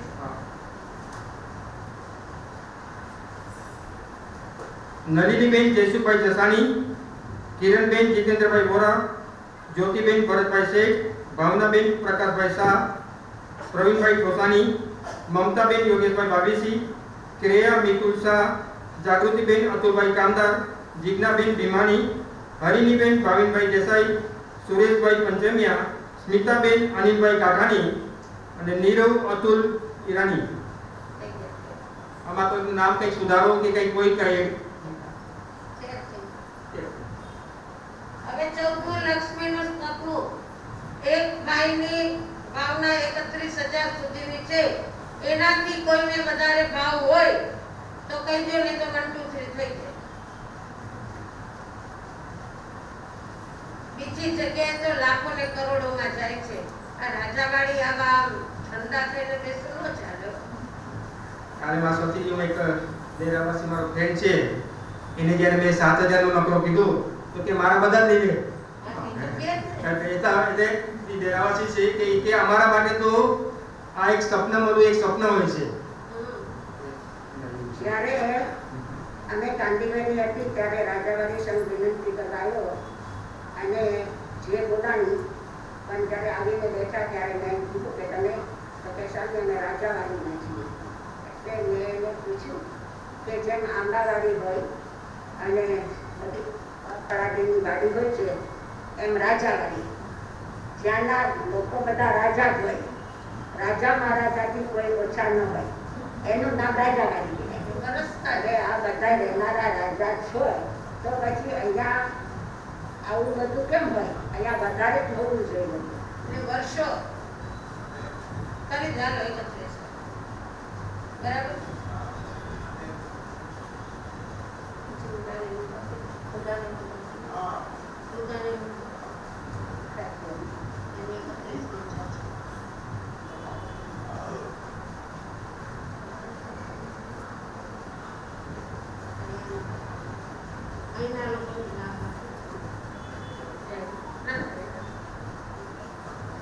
લક્ષ્મીજીનું જે 31,000 નું છે તે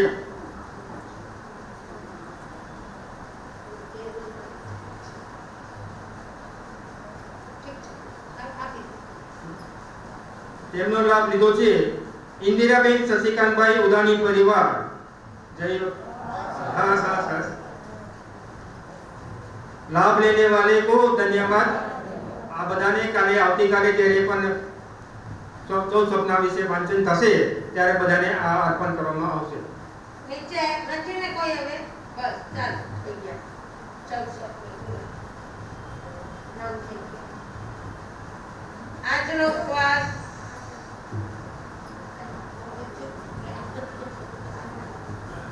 આનંદ ગાઉં. આનંદ આનંદ મારા રોમે આજ સાંભળવા માંડી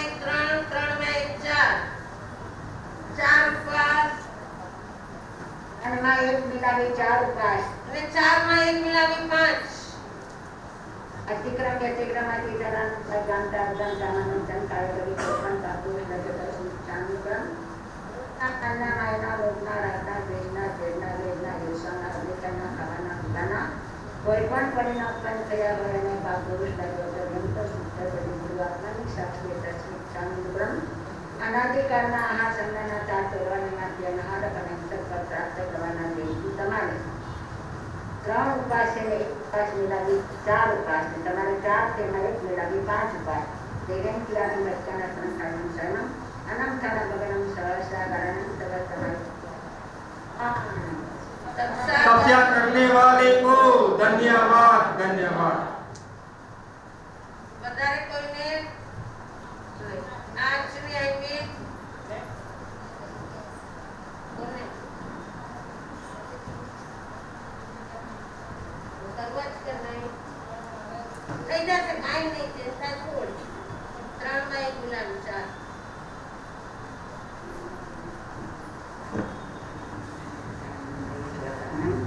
અતિક્રમ વ્યતિક્રમ અતિક્રમ ચૈતન્ય ક્રોધના માનના માયના લોભના રાગના દ્વેષના જેના વેરના ઈર્ષાના રૂપાના સારાના કોઈ પણ પરિણામ પણ તૈયાર રહે પાપોષ અનાદિકાળના આ શરણાના શાસ્ત્રોને માટે મહાત્મને શાસ્ત્ર કરવા માટે તમારે 3 ઉપવાસ 1 મિલાવી 4 ઉપવાસ અનંતના ભગવાન સહસા ગણન સર્વસમય ગણન तपस्या करने वाले को I mean आयम विदम तिरेन्त्यानि बच्चानस्नं कानं सानं अनंताना भगवान लेगरवणि गत्र संसर्पण कानं पवित्रमकनं उक्तवेदनं सर्वसमय लक्ष्य गणन कान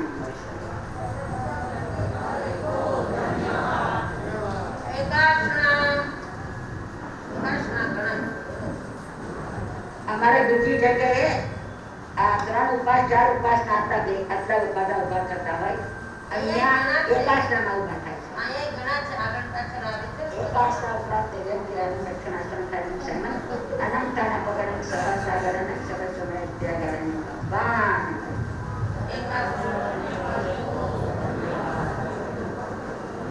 અમારા શ્રેયાભાઈ સામે છે ને બધાને હિંમત બહુ દીધા રાખે. આ મને હિંમત જ આપે છે. લે આપણે અહીંયા આવ્યા ને 4 જણા એક સાથે પચકાર કરી દો. સવારે એક માં અહીંયા પચકાર એમ બધા છૂટા આવે. બપોરે બધા આવે. મને હિંમત આપે કે તમે નિરાશ ન થાવ. બધું બરાબર થાય. નિરાશ ના નથી કે ત્યાં અસણં કાર્યક્રમ સાયવમ નસરમ સહસ્ત્રાગણમ સહસમય પ્રત્યાગરણ ગબ્બાણો. એક વાત કહેવાની છે. આવતીકાલે પર્યુષણ પર્વનો 5મો દિવસ છે. દરેક જગ્યાએ મહાવીર વાંચન થતું હોય. જન્મ તો ચૈત્ર મહિનામાં છે. આ પર્યુષણ પર્વમાં 5મે દિવસે આપણે મહાવીર જન્મ વાંચન થાય છે. આપણે ત્યાં આખું નાટક નહીં, ફક્ત 5-10 મિનિટનો પ્રોગ્રામ છે અને બહુ સરસ છે. ભગવાન મહાવીર સ્વામીનો જન્મ થાય છે અને શું ત્યાં દેવો આવે છે ને લઈ જાય છે ને દેવું શિખર પર વગેરે આખું દ્રશ્ય અહીંયા ખડું કરવામાં આવે છે અને આપણા સમાજના બહેનો આ બધું તૈયારી કરી રહ્યા છે. તો આવતીકાલે આ પ્રોગ્રામ અહીંયા બધાને બતાવવામાં આવશે.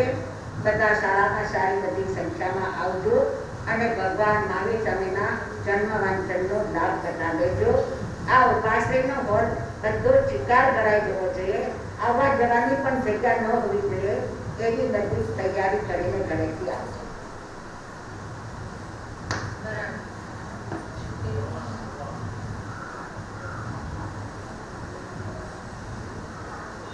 આવતીકાલે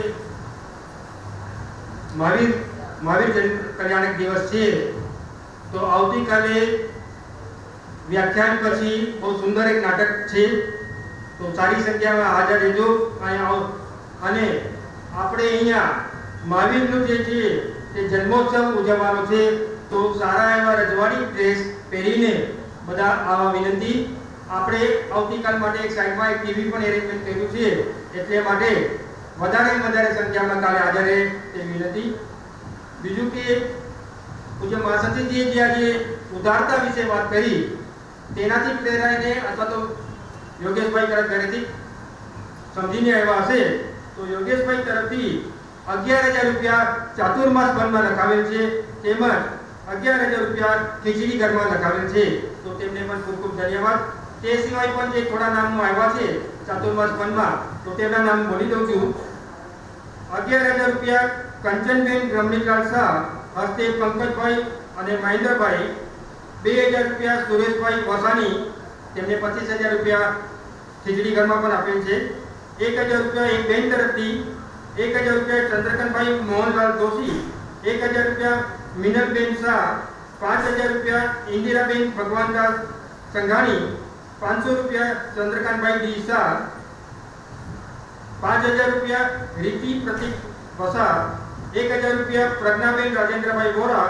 5,000 રૂપિયા ગુણવંતીબેન ચંપાલાલ શાહ.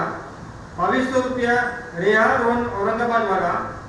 15,000 રૂપિયા અમિતાબેન હિતેશભાઈ પારેખ ટ્રેડલિંગ. 1,000 રૂપિયા સરોજબેન દિનકરલાલ શાહ. 5,000 રૂપિયા દમયંતીબેન પ્રેમજીભાઈ ગાલા બચાવ. 5,000 રૂપિયા સંજયભાઈ જસાણી. 100 રૂપિયા એક સદગ્રસ્ત તરફથી. 5,000 રૂપિયા લક્ષ્મીબેન માવજીભાઈ વોરા.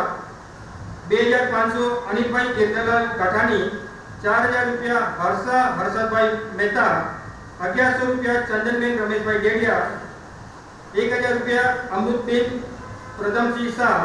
1,500 રૂપિયા પ્રભાબેન નાગજીભાઈ અને જયવંતીબેન સંગોઈ. 5,000 રૂપિયા નીરવ અતુલભાઈ હેમાની. 500 રૂપિયા વૈભવ મહેતા. 2,500 રૂપિયા એક બેન તરફથી. 1,000 રૂપિયા સરોજબેન નરેન્દ્રભાઈ જોશી. 200 રૂપિયા લાલજીભાઈ નરસિંહભાઈ નંદુ. 100 રૂપિયા એક સદગ્રસ્ત તરફથી. 500 રૂપિયા વસંતભાઈ હાથીલાલ મહેતા. 500 રૂપિયા રસિકલાલ હાથીલાલ મહેતા. 1,000 રૂપિયા કિરણબેન નીતિનભાઈ શાહ. 1,000 રૂપિયા રાજેશભાઈ ઢીલા. 200 રૂપિયા ઉષાબેન વિજયકુમાર દગલી. 2,500 રૂપિયા મહેન્દ્રભાઈ હિંમતલાલ શાહ. 2,500 રૂપિયા મંજુલાબેન ભાવીસી. 11,000 રૂપિયા ચારુબેન ચંદ્રકાંતભાઈ શાહ, હસ્તે રૂપલ અમિતભાઈ શાહ અને હની નીરવભાઈ શાહ. 1,000 રૂપિયા રેખાબેન પ્રભુભાઈ સંઘવી. 5,000 રૂપિયા જ્યોત્સનાબેન દફતરી. 2,000 રૂપિયા હેમંત દીપકભાઈ શાહ. 1,000 રૂપિયા કોકિલાબેન પ્રવીણચંદ્ર મોદી. 500 રૂપિયા કોકિલાબેન મુકેશ દાસ. 1,000 રૂપિયા રાજેશ શાહ મલાડવાલા. 1,000 રૂપિયા મૌલિક નિશાંત મહેતા. 500 રૂપિયા શ્રીમાળી નિમેશ કાપડિયા. 1,000 રૂપિયા દિનેશ મહેતા. 500 રૂપિયા શશિકાંતભાઈ એસ ગાલા. 1,000 રૂપિયા જયેશભાઈ લલિનભાઈ શાહ. 1,100 રૂપિયા વિદ્યાબેન વેલજીભાઈ ગાલા. 2,000 રૂપિયા રેખાબેન પ્રફુલભાઈ ગેરાની. 200 રૂપિયા રાજવી જયેશભાઈ જોશી. 500 રૂપિયા જીજ્ઞાબેન ભાયાની. 4,000 રૂપિયા રમોલાબેન કાંતિભાઈ પાટવિયા. 5,000 રૂપિયા પારુલબેન અશ્વિનભાઈ કામદાર ધર્મસ્થાનક માટે. 1,000 રૂપિયા ચંદ્રિકાબેન એસ મહેતા. 500 રૂપિયા ગિરીશભાઈ રાયચંદ કોઠારી. 3100 રૂપિયા માલતીબેન ગિરીશભાઈ ગાંધી, હસ્તે મલય અને કપિલ. 3100 રૂપિયા વિમલાબેન છગનભાઈ પુંજાની. 500 રૂપિયા જસવંતરાય દામોદર સંઘરાજકા. 2,500 જયશ્રીબેન દિનેશભાઈ સાવલા. 2,000 રૂપિયા રાજેશભાઈ ભૂપેન્દ્રભાઈ શાહ. 2,000 રૂપિયા રેખાબેન હસમુખભાઈ રૂપાણી. 1,000 રૂપિયા સુનિલભાઈ મહેન્દ્રભાઈ દફતરી અને 2,500 જીતેન્દ્રભાઈ પ્રાણલાલ વોરા. આ નામો જે ગઈકાલ સાંજ સુધી આવ્યા છે તેમના નામો બોલે છે. બાકીના નામો હવે શુક્ર કે શનિવારે બોલવામાં આવશે. તો જેમને પણ લાભ લીધો છે અને ચાતુર્માસ ફંડમાં આપેલ છે તેમનો ખૂબ ખૂબ આભાર અને ધન્યવાદ. આજની જે પ્રભાવના છે તે મયુરિકાબેન સુરેશભાઈ વાસાણી અને જ્યોતિબેન દિલીપભાઈ સંઘવી અને મયુરીબેન મહેન્દ્રભાઈ શાહ તરફથી આની પ્રભાવના છે. આજે સાંજે જે પ્રતિકોણ પછીની પ્રભાવના છે તે ડોક્ટર મંજુલાબેન મણીલાલ ગળા તરફથી છે. તો આવતીકાલે સારામાં સારા ડ્રેસ પહેરીને સારી સંખ્યામાં હાજર રહેવા વિનંતી.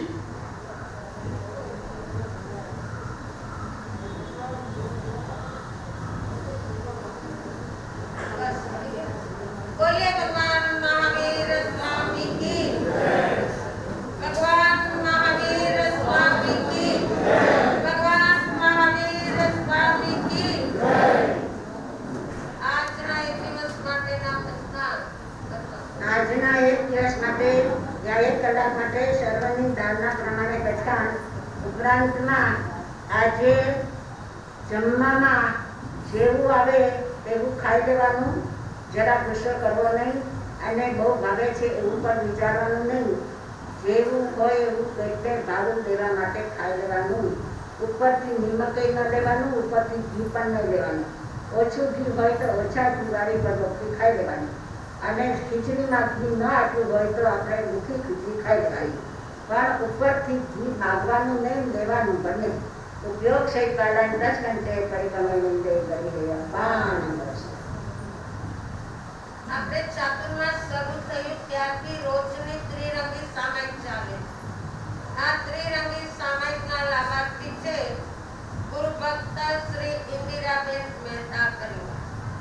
નમો અરિયંતાણં, નમો સિદ્ધાણં, નમો આયર્યાણં, નમો વજ્રાણં, નમો લોહે સૌપસાવણં. ગુરુદેવ વ્યાજ્ઞા ચતારી મંગલમ અરિયંતા મંગલમ સિદ્ધા મંગલમ સાહુ મંગલમ કેવલી કનતો તમો મંગલમ. ચતારી લોકોત્તમા અરિયંતા લોકોત્તમા સિદ્ધા લોકોત્તમા સાહુ લોકોત્તમા કેવલી કનતો તમો લોકોત્તમા.